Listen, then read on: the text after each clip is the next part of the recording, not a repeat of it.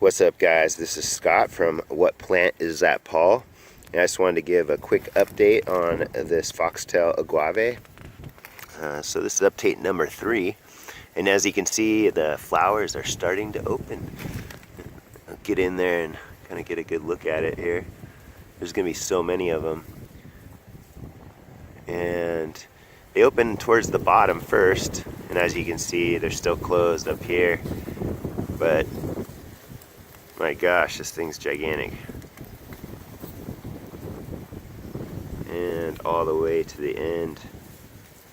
It's really hanging over now. It's almost touching the ground. And all these flowers will eventually open. So many flowers, my gosh. And get in there one more time. Pretty awesome.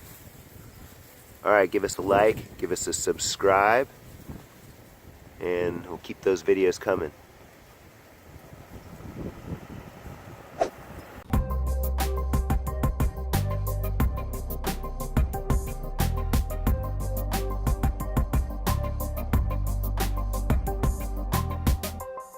Dude, it's creepy.